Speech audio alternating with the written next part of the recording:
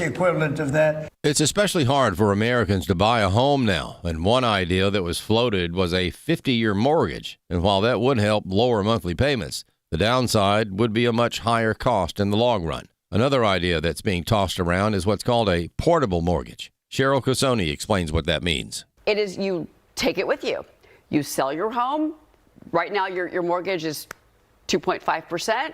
You take that rate with you to the next property. President Trump preparing to sign an executive order aimed at strengthening the foster care system. White House Press Secretary Caroline Leavitt. President Trump will be joined by the First Lady in the East Room for an executive order signing aimed at expanding opportunities for education, career development, housing, and other resources for young people transitioning from foster care to adulthood.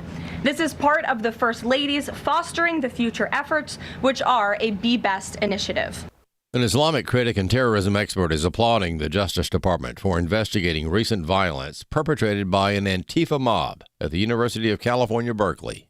As we have reported on AFN, the Justice Department has announced that it is launching an investigation after a fight broke out during a protest outside a Turning Point USA event at the University of California, Berkeley. Assistant Attorney General for Civil Rights Harmeet Dillon tells Fox News that Antifa was involved in the protests, and the university police were biased in who they protected. It is not a both sides problem. When a violent mob like Antifa comes and attacks like this, it's what we call a heckler's veto in First Amendment jurisprudence. And given the fact that there has now been a terrorist designation here, the Joint Terrorism Task Force is going to be looking into this. Robert Spencer is director of Jihad Watch. He thinks Dillon is doing the right thing. I applaud her. She's got an uphill battle because she should cut off all federal funding to these universities. There's no doubt about that. But even if she succeeded in doing that, they have billion-dollar endowments, and they're not going to suffer from losing the funds. That doesn't mean that she shouldn't do it. As a matter of fact, it's a travesty that American taxpayers are being made to pay for these, frankly, subversive, fascistic institutions. And that should be stopped right away. I'm Chad Groening. For American Family News, I'm Rusty Pugh. Thoughts of the child you were carrying keep pouring over in your mind. A deep, unrelenting sadness overshadows your days, and you wonder if you will ever feel whole again. There is hope and healing from a reproductive loss. Call the International Helpline, 866-482-LIFE, and talk with someone who has been where you are. Your call is confidential, and we will help you find healing. 866-482-LIFE. Welcome to Today's Issues, offering a Christian response to the issues of the day. Here's your host, Tim Wildmon, President of the American Family Association. And welcome to Today's Issues. I'm not Tim Wildmon. I only dream of being Tim Wildmon. No, Ed Vitagliano sitting in for Tim Wildmon today and tomorrow. I'm joined in studio by Fred Jackson. Good morning, Fred. Good Thursday morning to you. It is Thursday morning, November 13th. You guys remind me to wish my sister a happy birthday tomorrow. I'll be in big trouble if I don't. So Wesley Wildmon is also in studio. Good morning. Good morning. Glad to be here. And Chris Woodward. Good morning to you, sir. Good morning. Yeah, my daughter's birthday was the 9th. My youngest sister's birthday is the 14th. The older of my sisters is the 17th. If I forget birthdays in November, I'm in big trouble. That's for sure. Now, are you in the middle of all of that? Or no, I'm the older. You're the oldest? Yeah. Oh, okay. Yeah. I should know this. How many siblings do you got? I just have two. Two, okay. Two sisters and one wife. I'm the husband of one wife. Congratulations. Congratulations. Now we know where you are on that issue. Yes. Well played. I'm a firm believer in the biblical model of marriage. So, but the point is, there you got three females that remember things better than we do as men. And my wife's birthday is October 31st. That's about a 2-week stretch that you could just ruin your life. Yes. You get a little forgetful. And you want to say, could you not have been born in November? Even if it's just the 1st. That way we can just, No, I'm born at August 26th. And after that, I don't care whose birthday's coming up. There you go. I start paying attention towards the end of October. So I have no idea. Oh, yeah, it was because of November the 13th. That's how we so I get did there. remember my sister's, but I'll probably forget tomorrow. Now that we've talked about it Now this that much. we've talked about it. So, all right. I'll tell you what, before we start, let's knock out some bullet points here. Yeah, let's knock out a little commercial for shoeboxes, Christmas shoeboxes. Yeah, we want to encourage our listening audience. We want to ask you to come alongside AFR and Samaritan's Purse and do this shoebox. It's National Collection Week. It's something that we promote every year. It's something that you hear at your most of the local churches. You're hearing about it, and you're going to see it on social media and everywhere else. And that's National Collection Week, all the way from now all the way through November 24th. Is Collection Week. Now, November 24th is a date you need to remember and write down, because after that it's too late. Right. So don't wait till the last minute. That gives you 11 days to get this in. And correct. And so if you go to SamaritansPurse.org/OCC, there's all the information that you'll need. There's nearly 5,000 drop-off locations, and you'll be able to see those 5,000 drop-off locations. And you'll have an opportunity to type in your zip code, and then they'll pull them up there. Most people listening have heard about this, been doing it for years. So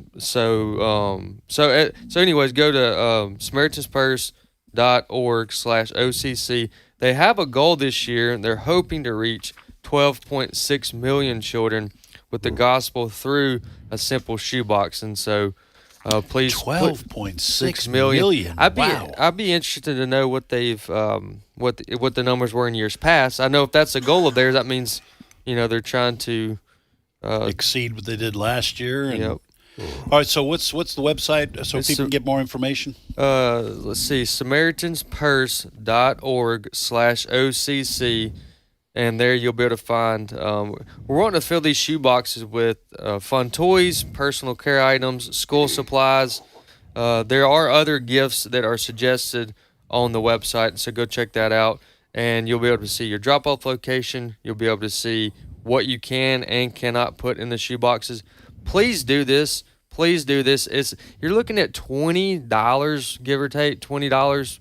Depending on how, what you put in there, of how much it's going to cost you to participate in this. This is something we're all, as parents, with all the activities, entertainment, and the distractions, and even all the good distractions that are out there.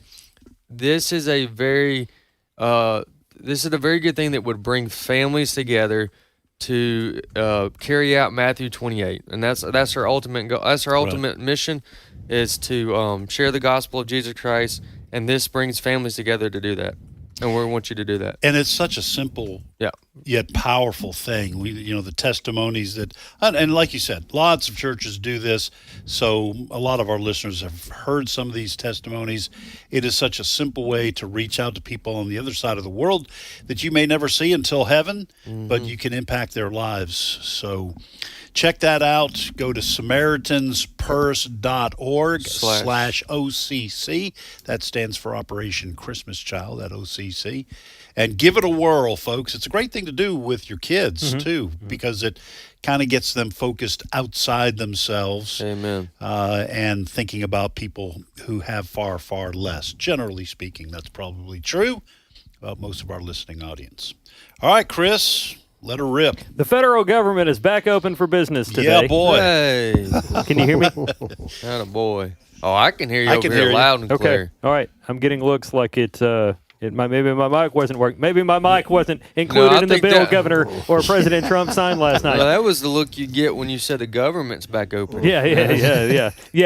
It was shut down, which made life difficult for millions of Americans. Now it's reopened, and it's going to make life difficult for millions of Americans. That's right. 6 weeks shut down. Yes. Yeah. 43 days, longest one on record, and I've got a ton of sound here. Glad we got to be a part of that. Yes. Record.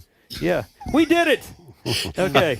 Yes, we can. Usually records are. All right, but anyway, I've got a ton of sound here. Let me set this up before we get into some of the sound bites. For people that want to know, well, what did they agree to? The stuff that the Democrats were holding out for, they didn't get. Okay, the Republicans did hold the line here, and they have reopened the government through the end of January. They're going to go over various things that both parties want. People that were laid off from October 1 until yesterday are going to be brought back. SNAP benefits are going to be funded. When that's going to happen is kind of TBD. But basically, the federal government is back open for business today.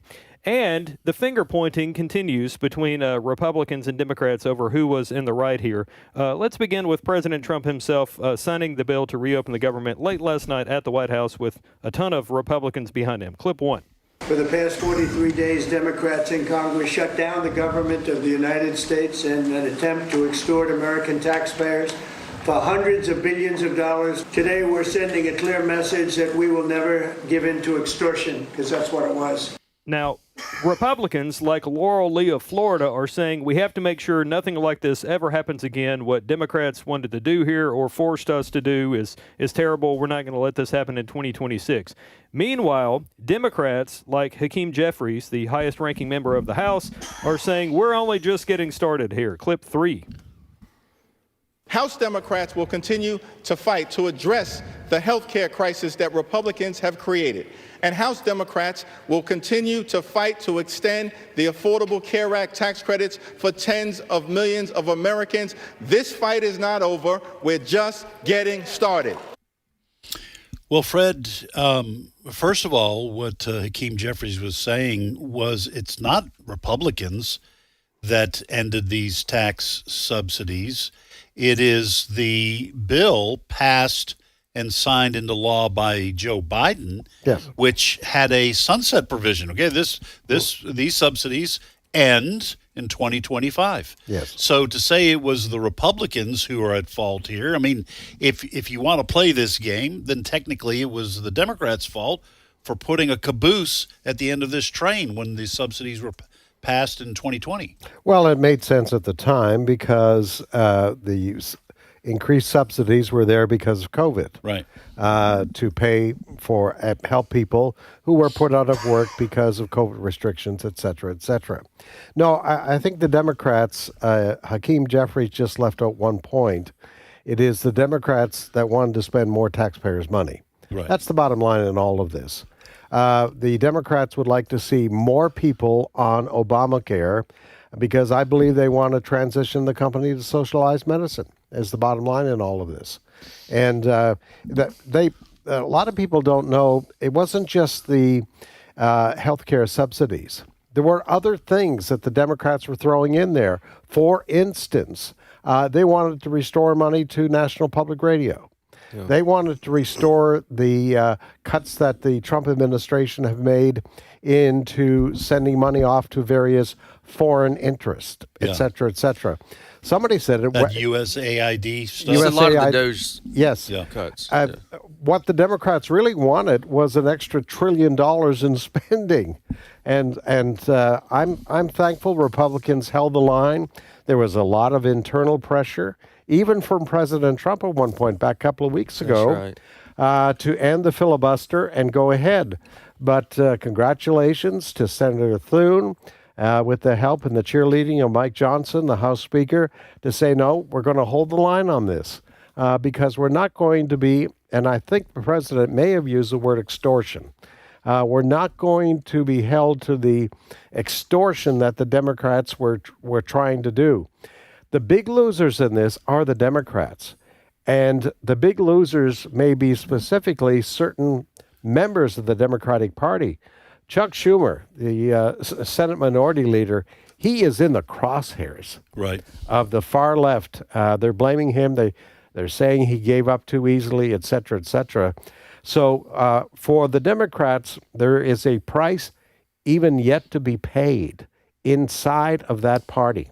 Because the Democrats, especially the radical left, growing in number and in influence, thought that Schumer was not able to hold the Democratic voters together. Yes. Because, Wesley, they had 6 break away.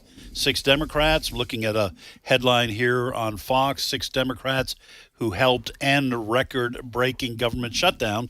So you have the far left now taking this incident with the government shutdown and using it to try to extend the powerful grip they already hold on the Democratic Party. At least short term, this is a big political win for the Republicans in this point, just sheer not giving up. Right. Because so many times when there's an issue at hand, it seems to me that the Republicans usually fold, give up, break, or make a compromise so big it seems as if we got nothing from it. Right. What do you mean in a Republican and conservative? And in this case, just politically, regardless of the size of the scale, which in this case it's a big one, but it just seems it's good to see that we have an example for the near future to say, listen, if you hold the line, that it's worth it. Fred, I'll just say that some of the credit on the Republican side, precisely what Wesley's talking about, probably needs to be some of the credits needs to be given to President Trump, who publicly made it clear he did not want the Republicans to cave, because Wesley's exactly right. Republicans cave all the time. I mean, that's just kind of part of the way they operate in Washington. Mm-hmm. But President Trump was very strong in demanding that the party hold the line, and that probably helped stiffen the backbones of some of the Republicans that might have got a little squeamish as this government shutdown kept going week after week. Well, one of the other factors were the heads of these big unions came on the Republican side. They blamed the Democrats. Don't forget the Democrats, was it 15 times, I think, Chris, voted to keep the government shut down. Right. That's right. And so it was the head of the Government Employees Union and some of the other big union players in there. They stood behind the Republicans on this. They blamed the Democrats. And these union people are normally Democrat supporters. Right. Yeah. So the Democratic Party, that's true. I'd love to be a fly on the wall when they're meeting to do the postmortem on all of this. I really do believe Chuck Schumer's political future is in danger. Well, there's already been whispers that AOC, Alexandria Ocasio-Cortez, should primary him. Yes. And so there's already been that kind of threat out there. I don't know that AOC has said she would do that, but there's already to the left the danger of him getting primaried. And now for those who think this is a dramatic loss for the Democratic Party, may turn and hold him accountable. You really can't blame Hakeem Jeffries, because he has tried to hold this line, but his party is in the minority in the House. Not much he can do if Republicans stick together. And even though Democrats are in the minority in the Senate, you still had to reach that threshold to overcome the filibusters. So that probably will fall on Schumer. It's going to be fascinating, the midterms coming up next year. Yeah. As to where the Democratic Party, because you're going to have a bunch of primaries, who's going to win those primaries? Yeah. The primaries are going to be a demonstration of the divide in the Republican Party. We're also going to the Democratic Party. Pardon me, the Democratic Party. We're also going to see what happens to all the promises of Mamdani in New York.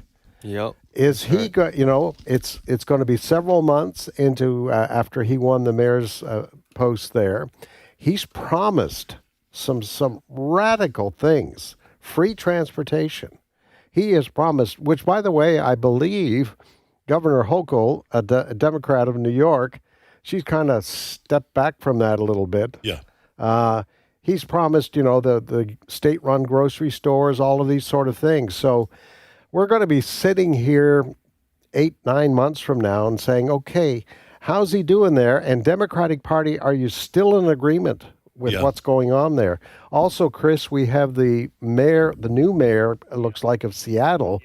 She's being described as radical as Mamdani, maybe even more so. Yes. Yeah. How can you get more radical than Mamdani unless you're promising to throw the bourgeoisie in prison. Yeah.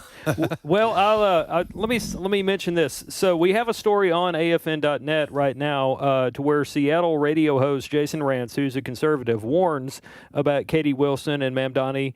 But before I play that soundbite, I want to mention some of the things on her platform. She is very Mamdani-like.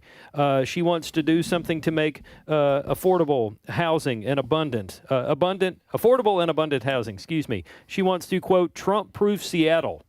So she wants to make it to where the federal government can't say and do things in Seattle. She wants to do things like equity. She wants to tap into new revenue streams from, quote, wealthy neighborhoods. She is a socialist here.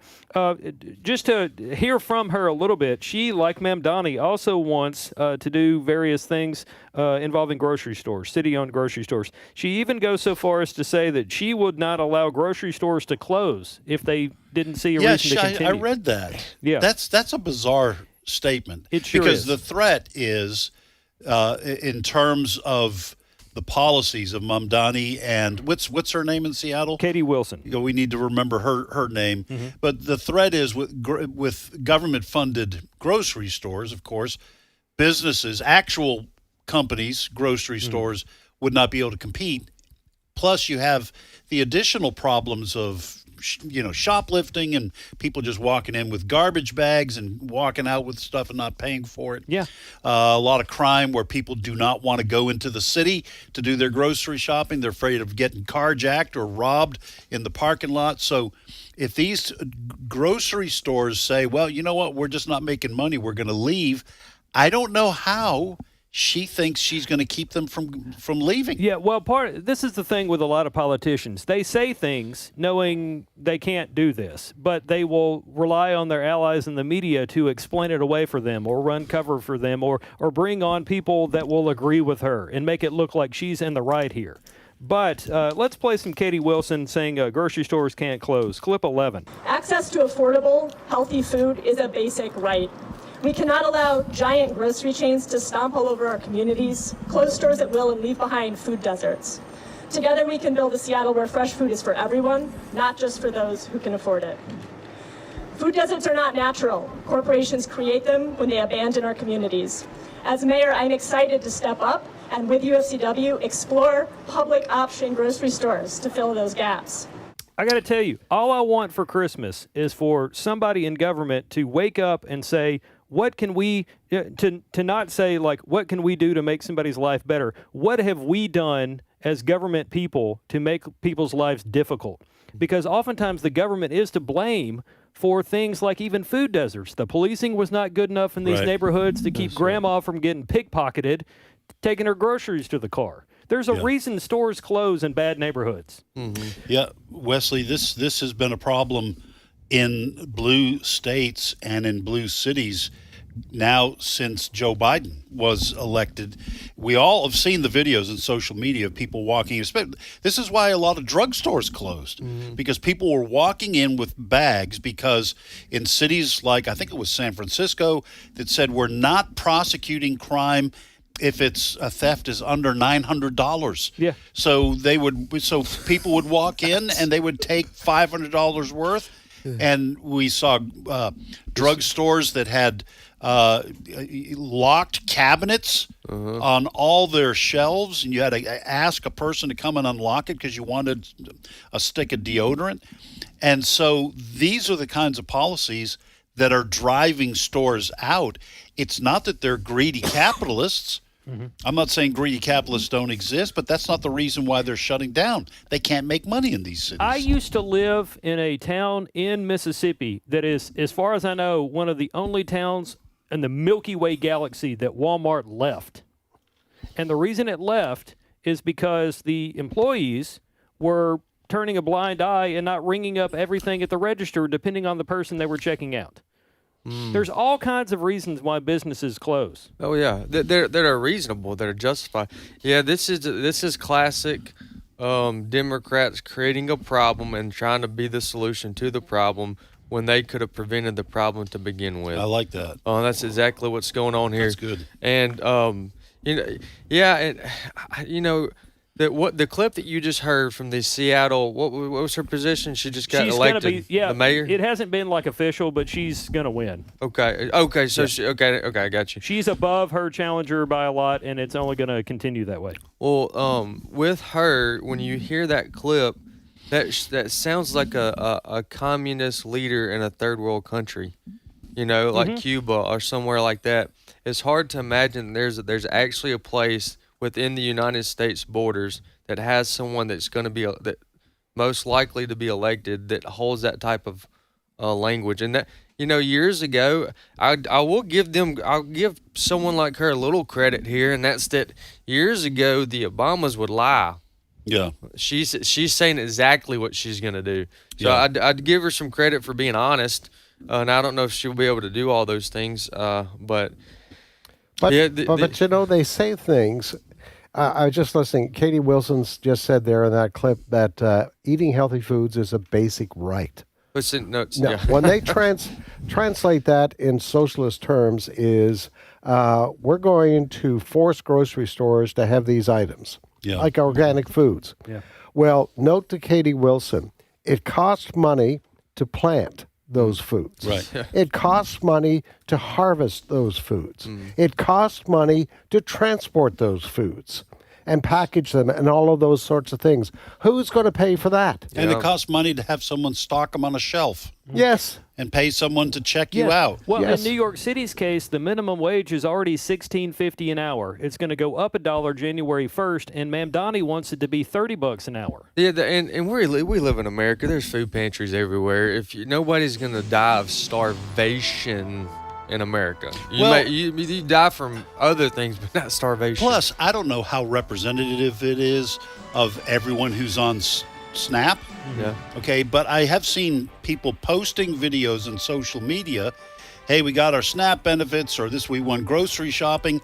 I don't see a lot of organic foods in these shopping carts. It's all boxes of Lucky Charms and cookies and Cheez-Its and chips. And Milky Ways. Yeah. And Milky Ways. Milky Ways. That's right. So if you want to talk about everyone has a quote-unquote right to eat healthy foods, all right, so limit SNAP benefits to healthy foods, and maybe I'll believe you. Several states are trying, but they're being criticized for that. All right. Well, folks, we're going to take a quick break. When we come back, Ed, Fred, Wesley, and Chris will be right back with more of what's happening in your neck of the woods and elsewhere.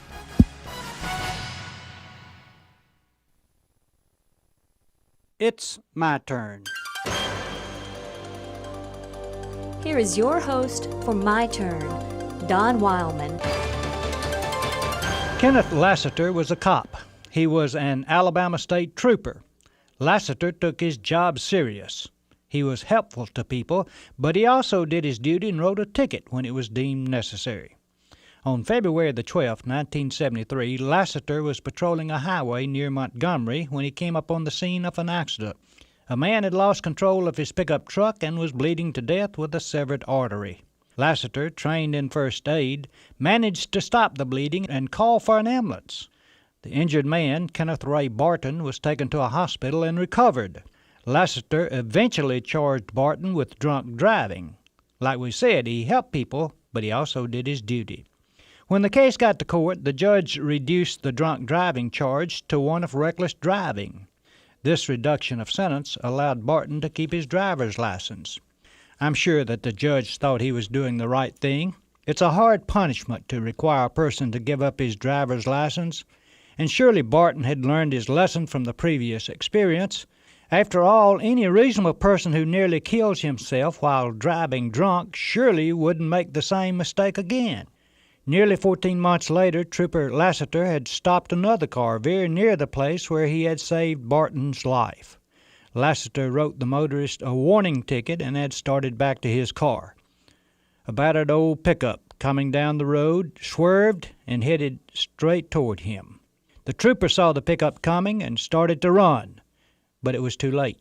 He was hit and killed before he could get out of the way.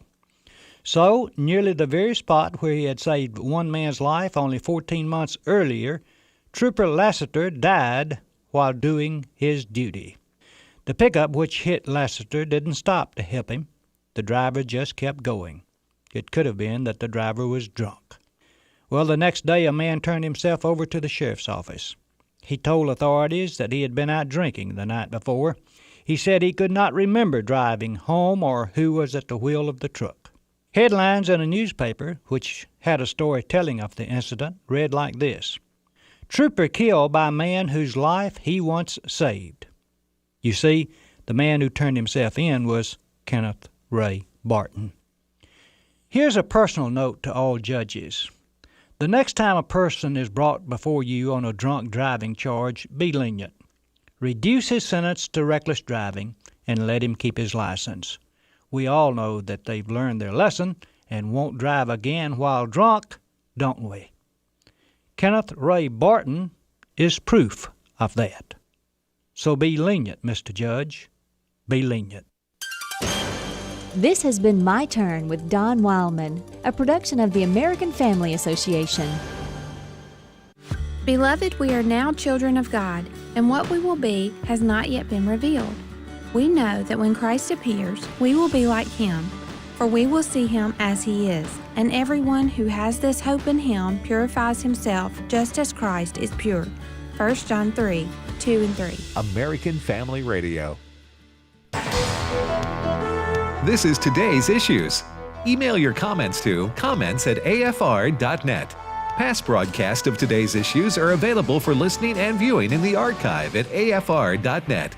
Now, back to more of Today's Issues. And welcome back. Ed Vitagliano sitting in for Tim Wildmon today and tomorrow. I'm joined in studio by Fred Jackson, Wesley Wildmon, Chris Woodward, who is now going to tell us what our next story is. Yes, I want to point everybody's attention to AFN.net. That is the website for American Family News, where our radio stories end up as print articles and a whole lot more. We have a story right now that Fred posted this morning. The headline is, California revokes 17,000 commercial driver's licenses for illegal immigrants. California, several weeks back, started to look into its review or issuing of commercial driver's licenses to people, including illegal immigrants, based on the concerns from people like Transportation Secretary Sean Duffy that it's not right we have people here illegally and driving trucks, large trucks on our highways when they can't speak English or read signs in English. So California, to its credit, did look into things, and they have revoked 17,000 of these commercial driver's licenses, again, for illegal immigrants. That story is on AFN.net. As kind of a meanwhile here, Florida's Attorney General, James Uthmeyer, was on Fox talking about this issue, and he said that he's actually taking California to court over the fact that they issued these licenses to begin with. Clip 9. First, we're going to prosecute this guy in court to the fullest. He's looking at many decades behind bars before he would ultimately get deported. And here's the thing. Our investigation shows he failed his CDL license exam 10 times in the 2 months before this tragedy took place. We are investigating criminally and civilly not only the license company that wrongfully gave him this license, he cannot speak English, but we're also suing California and Gavin Newsom in the United States Supreme Court, because we can do everything right here in Florida. We're a law and order state. It's illegal to give any license to illegal aliens. But when California engages in this unlawful behavior, we are harmed. We suffer. So we're going to hold them accountable in court. You know, Fred, I did not know that about this guy. Now, folks, Chris is a nice guy. Okay, he really is. I'm going to put that on but I'm not going to give California any credit because the reason why they are revoking these 17,000 commercial driver's licenses for illegals is because they're being forced to, because of the threat of lawsuits like Florida and Attorney General Uthmeyer is engaging in. I did not know that this man, and what I was going to say is this was kind of, as our article says on AFN, this was thrust into the public's consciousness after this 18-wheeler driver pulls a Yui on an interstate. In Florida. Doesn't make it and is straddling the lanes going in the opposite direction, and people died as a result of that. I didn't know until this story here that Chris told us about that this guy failed his commercial driver's license test 10 times. Yeah. And was still given a license. Yes. So, point number one to be made here, Newsom and the Democrats in California knew what they were doing. They knew they were giving commercial truck driving licenses to illegal aliens. Yeah. They knew that. And when this horrible incident in Florida happened, this California 18-wheeler driver did this U-turn on an interstate, and tragically a family of three died in that. And initially, California was criticized, and they denied there was a problem. Yeah, that's right. You don't know what you're talking about. Weeks and weeks. Yes, but what happened in recent days? Transportation Secretary Duffy has announced we're going to withdraw federal dollars unless you change your policy, and then all of a sudden, California announces we're revoking those 17,000 commercial driver's licenses that have been issued to illegal aliens. Read that story, folks. It is to illegal aliens. All right. Now, I saw some analysis on this morning from someone in the trucking industry who said, now listen to this, folks, the 17,000 that you're hearing about California is the tip of the iceberg. This guy estimates there are some 200,000 truck drivers in America that should not have these CDLs. Now, not all of them from California. No. So the point is, this is across the country. They're driving on our highways. Yes. And many of them may start off in California, but then they drive across country. And that's what happened in Florida. Yes. This guy coming from all the way across country. Wesley, here's another problem. We talked about this in our story meeting this morning. Another problem is when you do things like this, like California's done, by giving these commercial driver's licenses to illegals, at least some of whom, maybe many of whom, cannot even read the signs in English. You then make our economic system dependent on these 200,000 drivers driving. And if you start getting rid of them, now you're going to have a shortage of drivers. The trucking firms know it. Mm-hmm. They use these folks, but our economy's still based in a large part on trucking.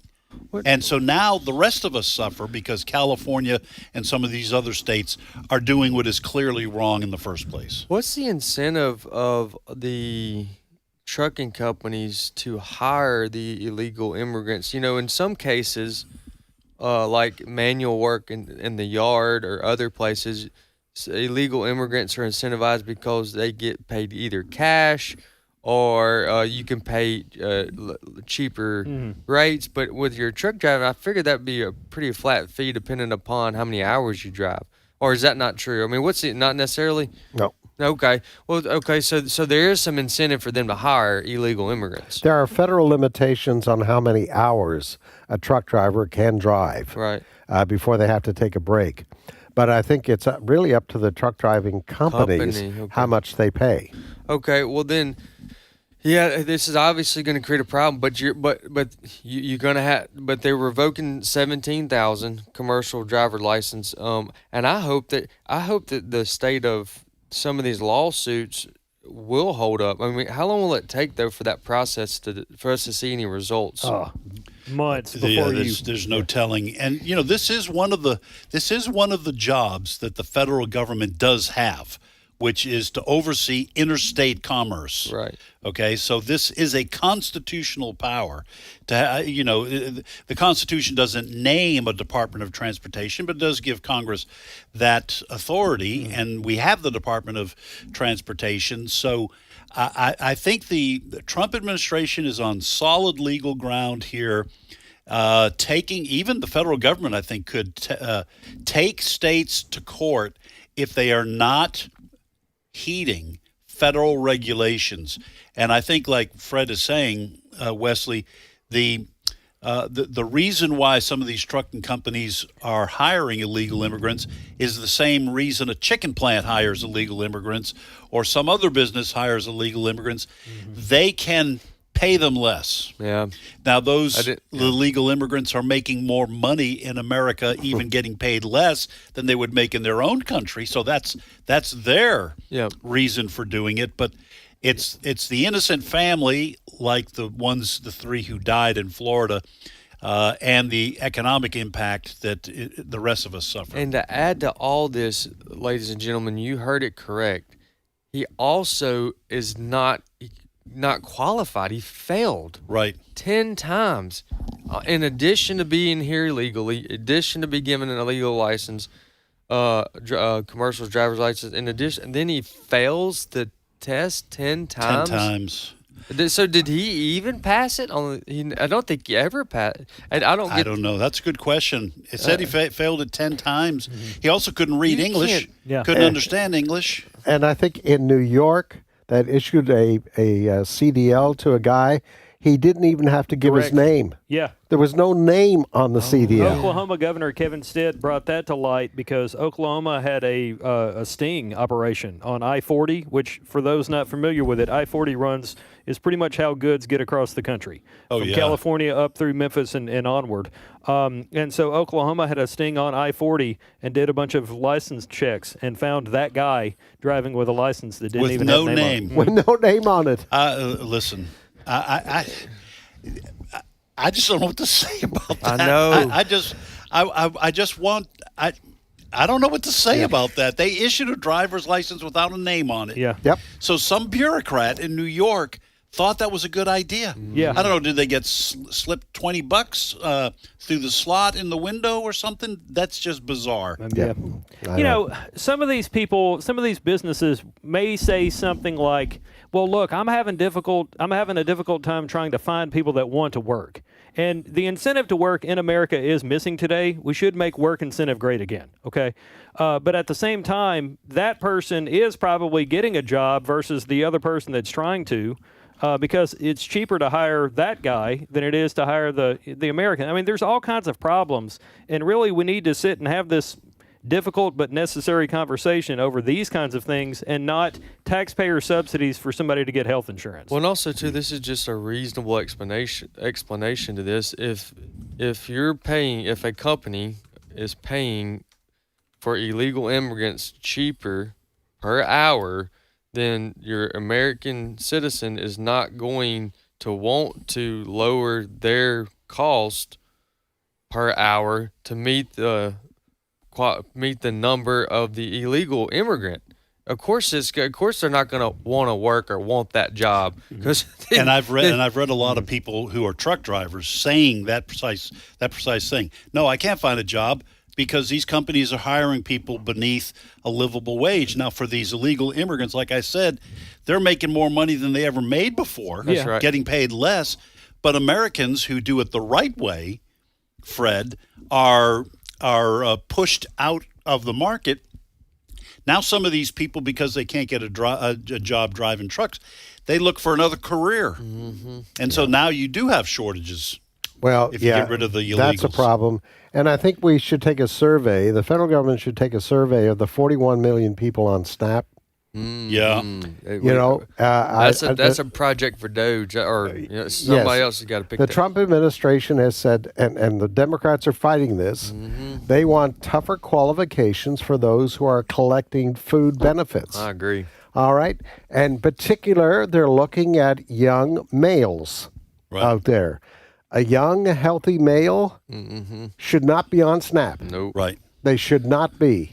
And, I mean, they ought to be forced into working or you get nothing. Yes. And this is part of the problem, too. 41 million people in America collecting food benefits. Isn't that, it's like a seventh of the population or something crazy? I forget I've seen this put in a percentage. That would be about right, yeah. But of the adult population. Of the adult population. Might even be a sixth of the adult population.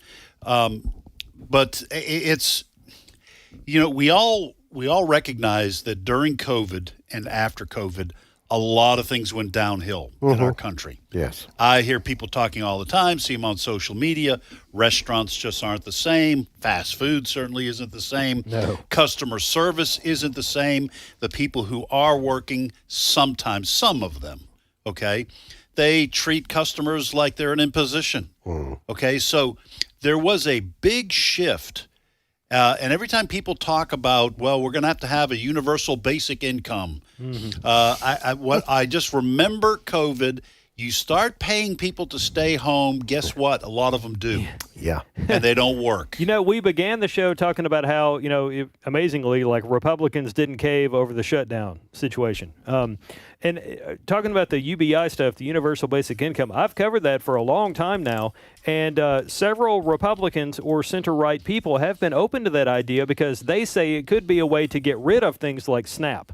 But if you think a government person that's been voted into office for 50 years on things like SNAP is going to let something like that go away, you do have a problem. No. The government is showing its utter incompetence in a lot of ways. DOGE was just, the Department of Government Efficiency. What they were finding was just the tip of the iceberg in terms of waste. We were talking about the subsidies for Obamacare. Didn't you say, Fred, yesterday or sometime this week, was it 11 million people had those subsidies to get Obamacare?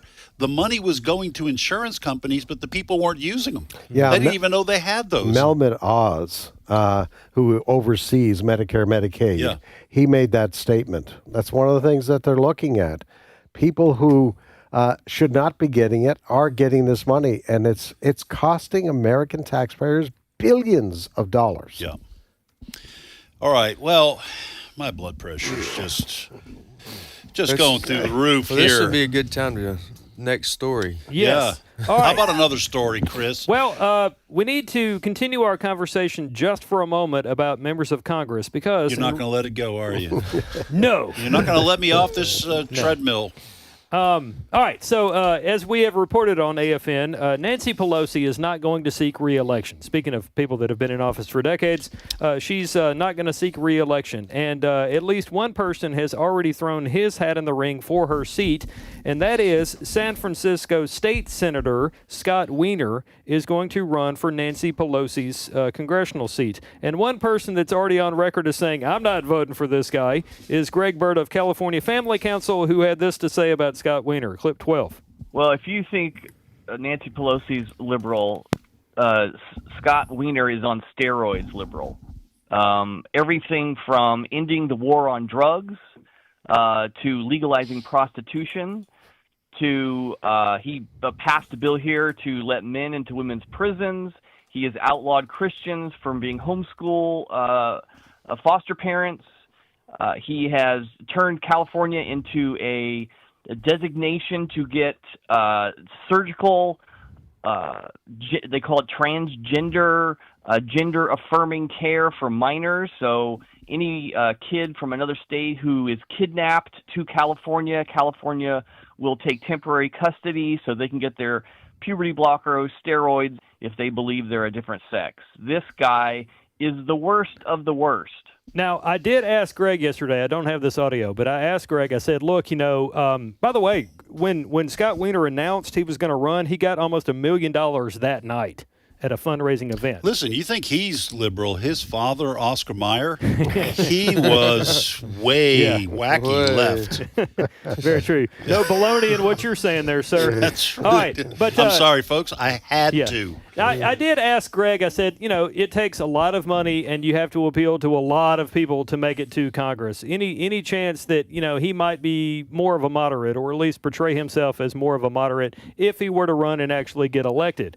No chance of that. And Greg Burt also pointed out, again, I don't have this audio, that Senator Wiener is one of the people that when you criticize him or you question his policies, he labels you a homophobe, a Nazi, something very, very bad. So it's very constructive and Wait, so he's from San Francisco and he's homosexual? Yes. That is, I'm shocked. Shocked. Yes. Listen, I don't think I don't think a moderate, Fred, I go to you and then Wesley, I don't think a moderate can get elected on the Democratic side of the political spectrum. You know, John Fetterman is probably going to wind up getting primaried, the Democrat senator. He's probably going to wind up getting primaried because he's at least moderate and a fairly logical person. Mm-hmm. But I don't think a moderate, what we would call a moderate, can get elected in the Democratic Party.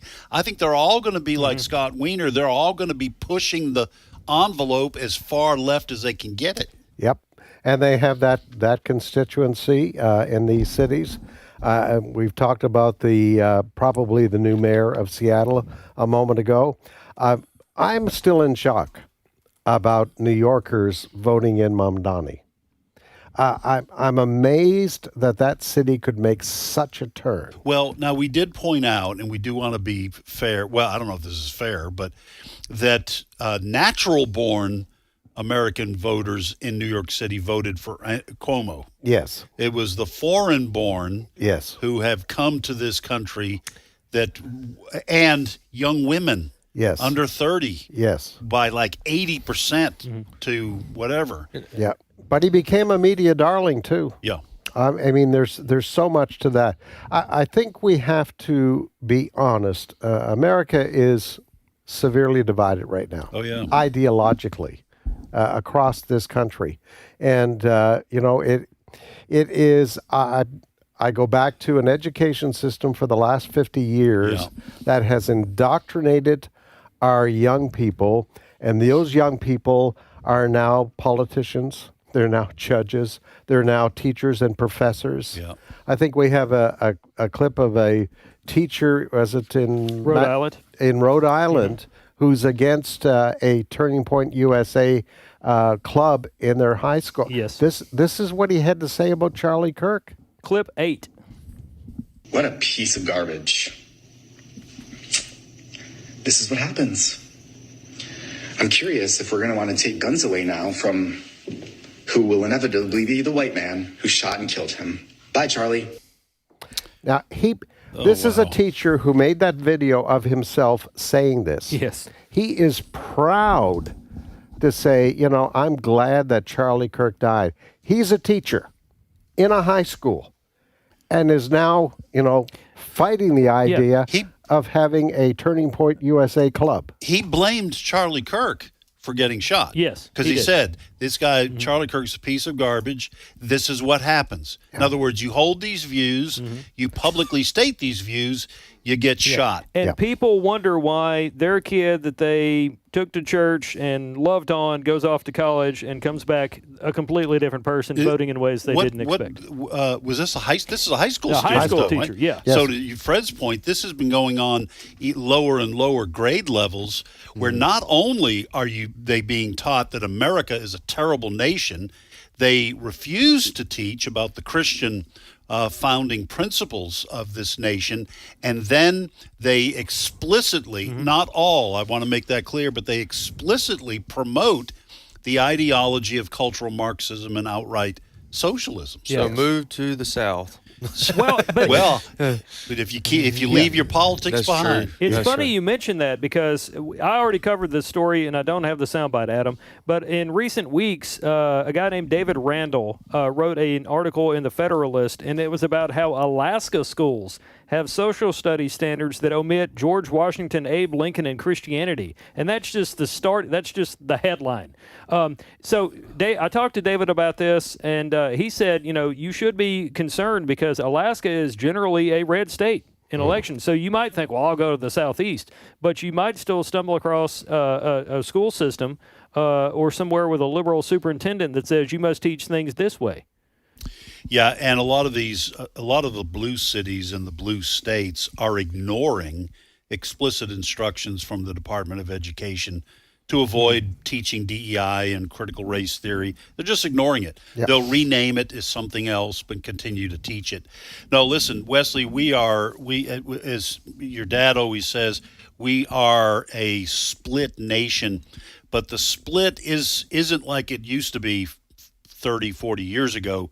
This split is in two completely different directions mutually exclusive worldviews, and now we have mayors of major cities who are promoting explicitly socialist ideas. And my concern is that they are going to so damage this country that government will appear to be the only hope, and people will surrender their liberties in order to have safety in the streets and all that kind of thing.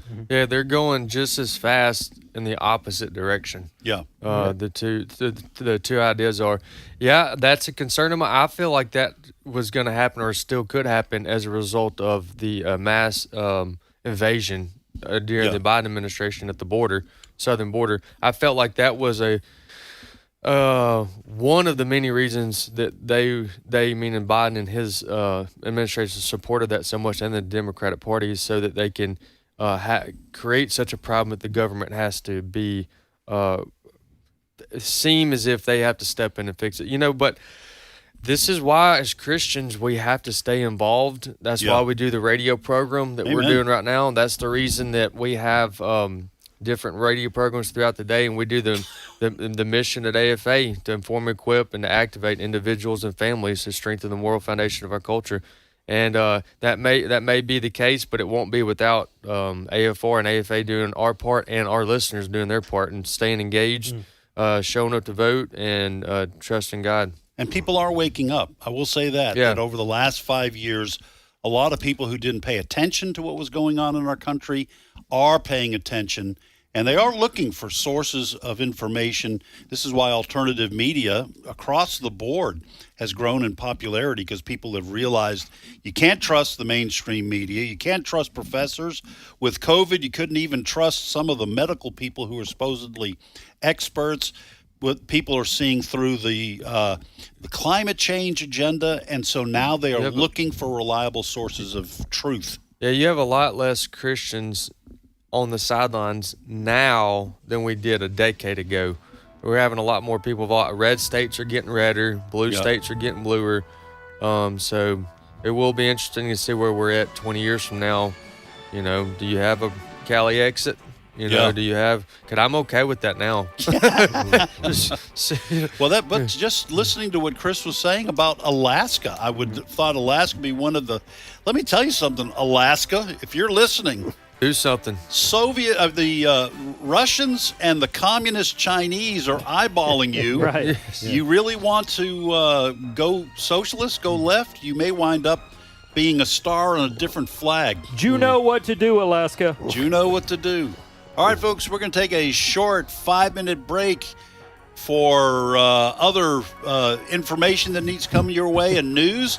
But guess what? We'll be right back here. You want to join us.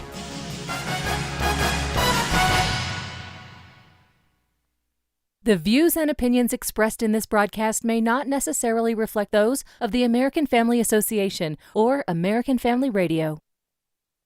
Faith, family, freedom. American Family Radio. Teenage years can be a time of trial. It can be really difficult, but it can also be the most fun and the best years of your parenting. Dr. Jessica Peck is a pediatric nurse practitioner as well as a professor, author, and mother of 4. Dr. Peck is host of the Dr. Nurse Mama Show, weekdays at 2 p.m. Central, and find her podcast at afr.net. This is American Family Radio, a listener-supported ministry of the American Family Association.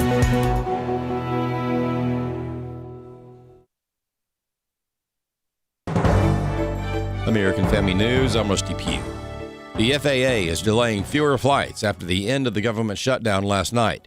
Kelly Saberi reporting from Chicago O'Hare International Airport. Flight disruptions have already began to improve. Wednesday, we saw 2,000 fewer canceled flights than Sunday. And Airlines for America, the industry trade association, is wasting no time looking to what the next shutdown might look like. They said this, quote, "We implore Congress to ensure future funding bills do not allow aviation to become collateral damage in Washington's policy debates." The FAA's Airport and Airway Trust Fund currently has $5 billion that could be used to pay air traffic controllers during future shutdowns. We ask Congress to consider legislation that would implement a long-term solution. More than a week after the deadly UPS plane crash in Louisville, Kentucky, all 14 victims are now identified. In addition to the flight crew, Captains Dana Diamond and Richard Wartenberg and First Officer Lee Truitt, the Jefferson County Coroner's Office releasing 11 other names of victims killed in the UPS plane crash. The youngest among them, 3-year-old Kimberly Asa, who died beside her grandfather, Lou Fedden. May their families find comfort in knowing we stand beside them not just today, but in all of the difficult days ahead. Louisville Mayor Craig Greenberg has NTSB investigators still comb through the wreckage of UPS Flight 2976 in its investigation into what caused the deadly crash. Jeff Manasso, Fox News. A third attempt to open a Turning Point USA chapter at a private California university has been denied. The formation of the Turning Point USA chapter at Point Nomen Nazarene University was rejected because the administration had a problem with the group's mission. Meantime, on the East Coast at Barrington High School in Rhode Island, students launching a Turning Point chapter after one of their teachers posted this disturbing video reacting to Charlie Kirk's death. What a piece of garbage. This is what happens. I'm curious if we're going to want to take guns away now from who will inevitably be the white man who shot and killed him. Bye, Charlie. A school district in Alaska made the news after it put a disclaimer on the Constitution and the Declaration of Independence. Bronson Woodruff has more. The Anchorage School District in Alaska is the state's largest district. It's now found itself at the center of controversy after some images surfaced, shared by libs of TikTok and others. They say a parent posted images to social media, images that show what appears to be a sticker on the back of a school-supplied booklet of the U.S. Constitution and the Declaration of Independence. The sticker reads, quote, "The Anchorage School District does not endorse these materials or the viewpoint expressed in them." David Randall is Director of Research for the National Association of Scholars. So the worst interpretation is that they simply do not care for the founding documents and think that they do need to have some sort of disclaimer put onto it. The best interpretation, he said, is not much better. That they're so blinkered by bureaucracy that they put such a stamp onto our nation's founding documents. He said that their, quote, lack of sense, end quote, is almost as incriminating as malice would be. Randall speculated the disclaimer could have been because of a legal concern. What they probably saw, it's by Hillsdale College, and they thought, okay, Hillsdale College is a private organization, and indeed, one with a certain public profile. Maybe they thought, okay, we need to do this, otherwise people will think that we are endorsing Hillsdale College. It is, of course, an embarrassment that you only have copies of the founding documents because they're provided via Hillsdale College. He said the Alaska school systems ought to have those founding documents available in all the public schools to be teaching them. I'm Bronson Woodruff. And officials in Weatherford, Oklahoma, giving the all clear now to residents after a massive ammonia gas leak from a tanker truck forced hundreds of people to evacuate. Weatherford police confirming the shelter-in-place order has been lifted, and residents can now return to their homes. Officials say the truck was not involved in an accident, and the leak was likely due to a mechanical failure. American Family News is available online at afn.net and download the AFN mobile app for your Apple or Android device. I'm Rusty Pugh. As we watch world events unfold and fulfill Scripture, it's hard to believe anyone could doubt God and His Word are real, and yet there are so many who either question or completely refuse to believe it. The God Who Speaks is a 90-minute documentary that hits the doubt head-on with evidence that proves God is real and His Word is the ultimate authority. Watch it anytime and invite others to watch with you. Just visit stream.afa.net. That's stream.afa.net. Today's Issues continues on AFR with your host, Tim Wildmon, President of the American Family Association. And welcome back. And once again, I'm not Tim Wildmon. Ed Vitagliano sitting in for the Chief today and tomorrow, joined in studio by Fred Jackson, Wesley Wildmon. Chris Woodward has gone to the desk, and that means it's Steve Paisley Jordahl time. Hey, everybody. How you doing? You've been living up to your reputation. I am doing Although my yesterday best. you had the penguin. No, not the penguin. Flamingos. Flamingos. Yeah. We need to get you a penguin one. I'd wear it. I would wear it. I believe it. I would wear it believe for you'd sure. wear it. But anyway, welcome to you, and Steve. if anybody really doesn't understand what we're talking about, if you go to streaming.afa.net, Don't stream. Don't stream anything. Stream.afa.net, you can watch us online. Yep. And sometimes they even have a picture of me in my shirt. Yep. That's right. That is definitely a Paisley shirt. Yes, it is. It's very attractive, Thank but you. I prefer the ones that just with the black and purple. They're my favorite colors. When are we serving again in this capacity next? Next week? Are you in? Yeah, I'm out. I'm on vacation next week. Well, if you remind me when we were there, and I'll wear it. Okay. All right, Steve. Let's launch this puppy. Let's do this. The State Department has designated or will designate 4 Antifa-linked groups that are operating in Europe as foreign terrorist organizations. It is the first time the U.S. government has applied the foreign terrorist designation to an Antifa-linked group that is actually outside the U.S. You remember that they did have talk about Antifa being a terrorist organization.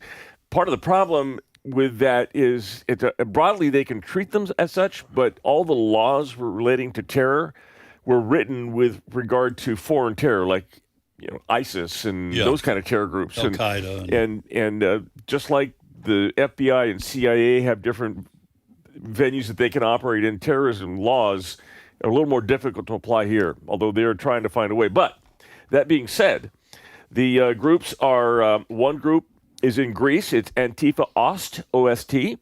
Tell me if these don't sound communist to you.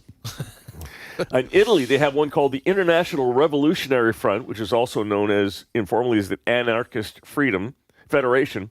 And 2 in Greece, the Armed Proletarian Justice and Revolutionary Class Self-Defense. So these are Antifa? Antifa groups.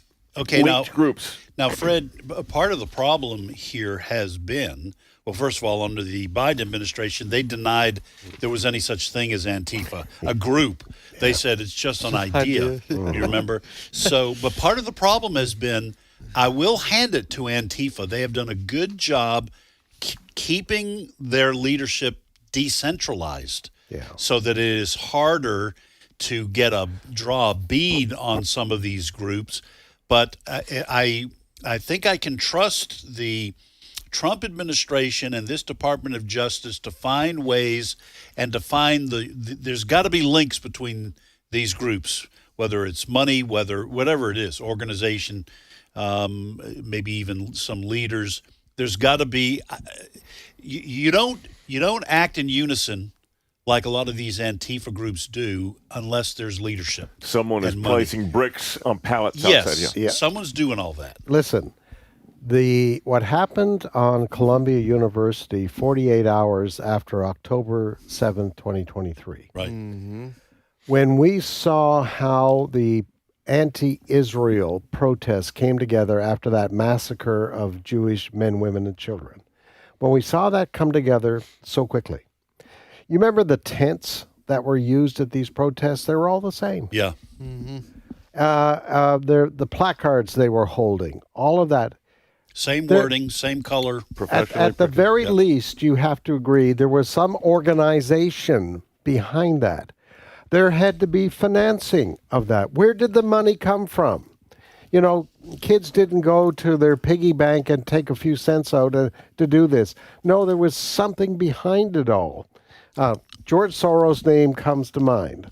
And I mean, it's pretty well been proven over and over again that the Soros organization has open foundation lines to foundations, and they do Open society. the upfront funding of this sort of thing. Of course, there's organization out there. What we saw after the death of George Floyd, the quick organization of protests across the country. What we saw in Seattle, there were parts of that city that were taken over for a long time. And quite frankly, the Justice Department of the Biden administration just looked the other way. So did the mainstream media. That's the problem. And this is one of the reasons why the Trump administration is hated so much now. Is because they're starting to, people like Dan Bongino and others are starting to expose this. that's been out there. It's been cooking for a long time, and I hope they continue their work at the FBI. Wesley, I remember during the Biden administration when Christian groups would get together at a public park for some sort of a rally or a praise and worship service.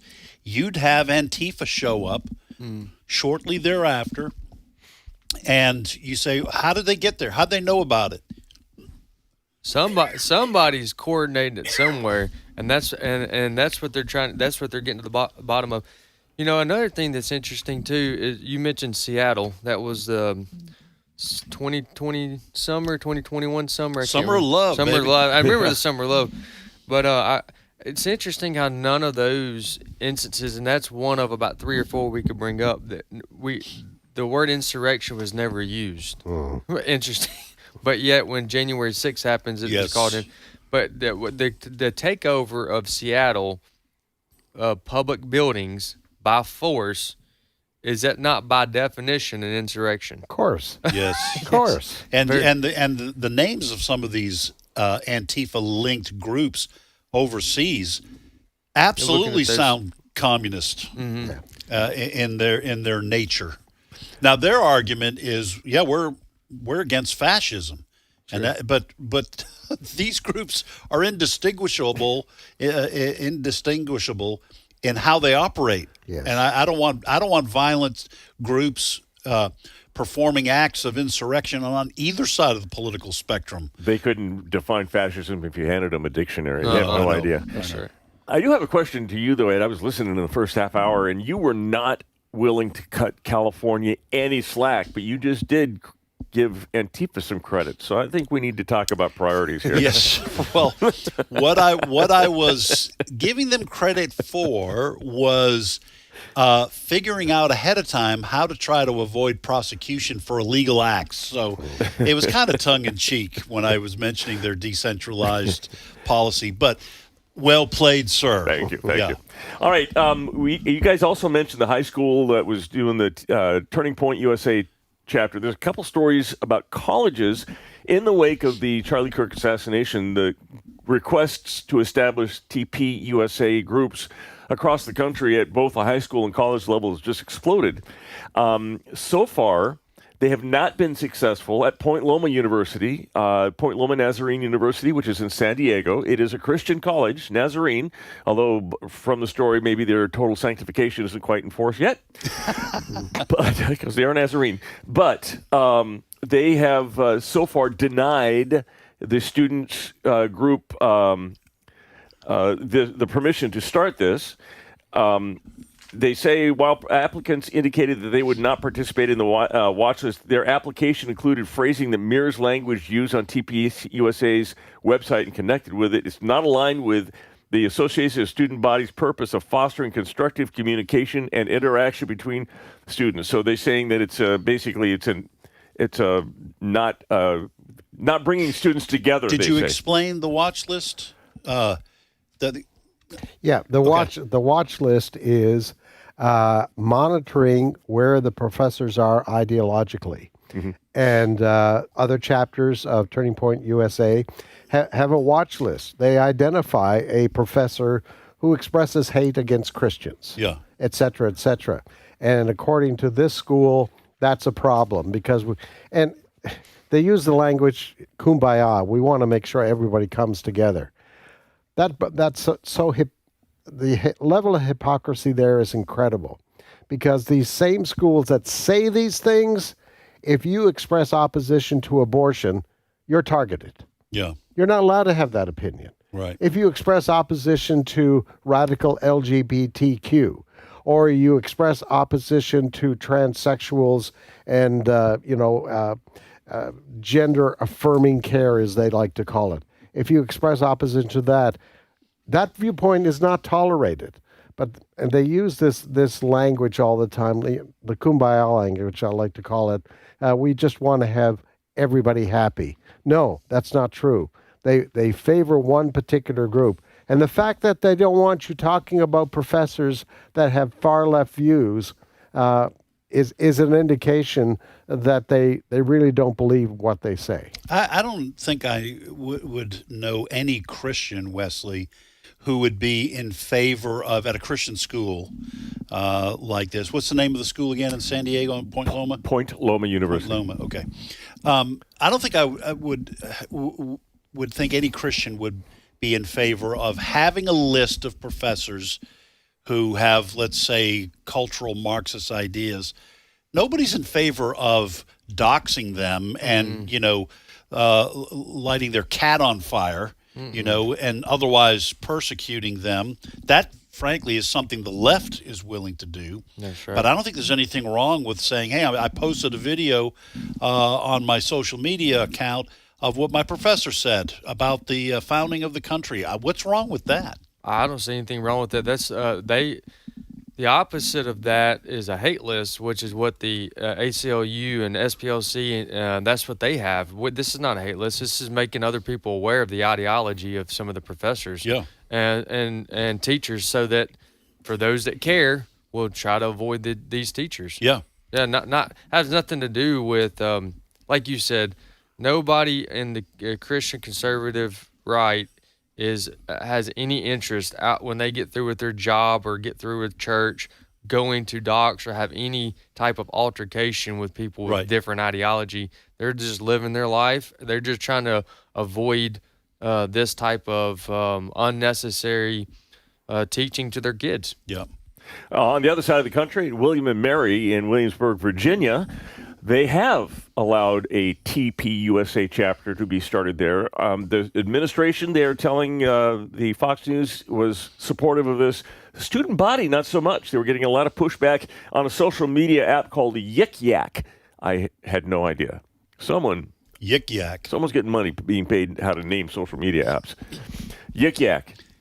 But they were complaining on Yik Yak that the students, they didn't like it because it's not fostering niceness, and they call the student group, the opposition to it calls it racist and all the normal charges. But they will be able to start a chapter at William and Mary. I got to tell you, Fred, the young people who start these TPUSA groups on college campuses are bold and courageous young people, because they know exactly what's coming for them. Yes. Tables tipped over and people screaming in their faces, that kind of thing, which has happened. Cross necklaces ripped off of you. Yes, that's right. They know all that's coming. So I'm just going to say I admire these young people at William and Mary. Now, is that a Catholic school? It is. It's a Catholic college. I just admire these young people. They are willing to stand up for their beliefs when they know harassment, hassle, persecution's coming. Well, Charlie, if you talk to these kids, especially was it 100,000 new chapters that want to be started in the wake of Charlie Kirk's assassination, you talk to these kids and they go back to, well, this is what Charlie Kirk stood for. Yeah. He wanted to go on these campuses, not to be nasty, but he wanted to confront those with an ideological left point of view. He wanted to challenge them to think, how did you come to that conclusion? Yeah. Why is it that you believe that? And he did it in a way that was, yes, it was confrontational, but his motivation was, think about what you believe and why you believe it. Where did you get that from? Yeah. And confront them with reality. Yeah. Confront them with, for facts. Instance, the biological reality of XX chromosomes and XY chromosomes, and there ain't nothing in between. Mm-hmm. Right. You know, that's a biological reality. You know, they used to call people flat earthers. Yeah. You know, because you didn't go along with what they call basic biology.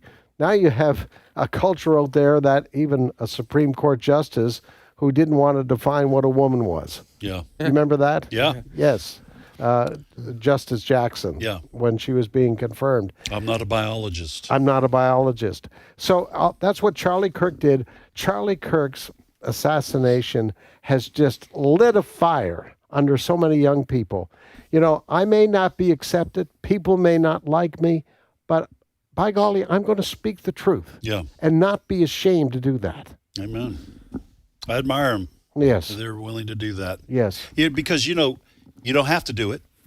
You can just live your life and just stay in the shadows. Yeah. Get your degree. Yes. Go on and live your life. But these kids are bold. I don't know them, but I'm proud of them. Yes. So, all right. Let Stu. me add this. So I'm going to read the definition here of fascism. A far-right authoritarian political ideology characterized by a central. Now this is Google here too. Yeah. So y'all hop in here if you think they're off a little bit. Characterized by a centralized dictatorial power, forcible suppression or of opposition, and a strong regimentation of society and the economy. You know, it's interesting, and they give examples of Mussolini and Hitler. You know, it's interesting too because when you start reading the definitions of what the left, the radical left, accuses us of, so many times when you read it out loud, you say to yourself, "That sounds like them." Yeah. You know what I mean? If you think about it, so many times that we're accused of the very thing that they are literally acting out. The left has done this great job of capturing the language, Wesley, so that they don't have to define fascism. It's as opposed to communism, where the government seizes the means of production. Fascists let the private companies exist. They just take control of them and make them do their bidding, basically. Right. And so, you know who the original anti-fascists were, right? The GIs who invaded Utah Beach on D-Day. They were out after the real fascists. Yeah. It's just a word that they throw out like racist. It doesn't mean anything except you're a bad person. Yeah. Hey, and I disagree with you. Right. I want to have a moment of silence, brief moment of silence, because we're on the radio, for the death of the penny. After 230 plus years. Well, I don't want alarms to go off. You're fine. Brief silence. After 230 years, yesterday in Philadelphia, they minted the very last penny they are ever going to mint.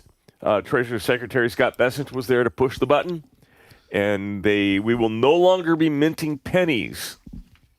I was going to say you don't bother hoarding them right now. There are currently 300 billion of them in circulation, so it's not like you're going to miss them soon. But we are no longer minting pennies. And you know one of the reasons they did that? Because it cost 4 pennies to create 1 penny. Yeah. I mean, that doesn't make economic sense in anybody's book. And I was shocked to learn, I don't know if your story says this, how much it costs to make a nickel these days. I mean, I think it's 10 or 11 cents. To make a nickel? To make a nickel. The dime, not too bad. 5 pennies, I think. I had never thought about that before. You're telling the truth, right? I mean, that's crazy. This has been known for a while. Part of that is because the economic policy of this country for the last 50 years has made most monies worth less and less than they used to be. You know, just the dollar isn't worth as much and all of that kind of thing. But because these are made out of metal and they have some weight to them as opposed to like a dollar bill, it doesn't weigh much, it does become more expensive. My only concern about this, I'm glad to hear that there's 300 billion of these around, is that now you're going to have companies rounding up. So for everything you buy, you're losing 4 cents on it. And then if they get rid of the nickels, we're in big trouble. Then well, you know what they're going to be doing? They're because President Trump has already said they're looking into a digital currency where they won't have any illegal tender anymore. They're going to have riots over that. I listen, if Trump says that's part of his policy, I disagree, and I will criticize that all day, every day, because that is going to fall into the hands of not only globalists, but here in this country, you talk about totalitarian instruments, digital currency will be a way for the American people to be controlled. President Trump, I know you listen to our program between 10 and 11:30. Please don't do this. We're big fans, but don't give in to the globalists, because I don't want the government controlling. I want to make one point about monetary policy in Canada. Yeah. They had dollar bills and $2 bills. they've been replaced by coin to save money because paper wears out more quickly. So in Canada, if you go up there for a visit, folks, you're going to find loonies and toonies. Oh. That's what they call them? The loonie is the $1 coin. The toonie is the $2 Is that coin. the name of birds? Or is Looney and Toonie, is that Looney Tunes? No. Looney Tunes, that's a cartoon. Looney kind of fits the Liberal government in Canada. That's true. So people carry coins in your pocket? Well, after being a week in Canada, you will have the heaviest pockets that you've ever had. Yeah. I hear you. Because the change that you get back are loonies and toonies and nickels and all that sort of. All of a sudden, you've got $8 worth of coin in your pocket. Oh my goodness! Yes, I keep all my change in a little Ziploc bag where I put my keys at night. Every so often, I'll grab that bag. It's getting heavy. Yeah. I can clear more than $100 worth of change. Well, make sure that bag doesn't bust. I know. You That would lose be all hard. that hard work. Hey, y'all are going to take me off on a Tim Wildmon rabbit hole here. I stored up change in the garage in a jar that only I knew where it was. Yeah. Until one of my kids saw me putting some change in there. Uh-oh. And then let the wife know about it. Oh man. And then I Wesley. lost $38 in change. I don't know what. I had no plans for it. I didn't know what I was going to do with it, but I was proud that over 4, 5, 6 months that I was keeping up, or I had a place to put my change. If you really want to make her feel bad, And say, it's "Well, now gone. I won't be able to afford the anniversary gift I was saving up for you." That's for. right. So. There you go. I'm not that quick-witted. Well, I will say this: coins in the pocket was the way everybody knew Brother Don was coming down the hallway. That's right. And you could, because he had change in his pocket. You could hear that. And if you were talking football or something by the water cooler, you'd say, "Hey, I'll catch you later." And then he caught on because he stopped carrying the coins in his pocket. And every time I was talking to somebody, he'd come around the corner and he'd say, "Get to work," to everybody. And the worst I ever got punked was J.J. Jasper. Okay, we were talking in the hallway. Now, folks, it sounds like I talk in the hallway all the time. I'm talking almost 30 years here. And Brother Don came around the corner. I was talking to JJ, and JJ said to me, he said, "Well, there's Brother Don, Ed. Tell him to his face." And I was sputtering. And, "No, Brother Don, we weren't talking about that." And he got me. All right, folks, that's all the time we have for today's issues today. Oh, yeah. And I want to remind you We got National Collection Week. for Operation Christmas Child, go to SamaritansPurse.org/OCC to learn more and find a drop-off location near you for the shoe boxes. We will be live with Trivia Friday tomorrow. More great programming directly ahead on American Family Radio. Hope you will stay tuned.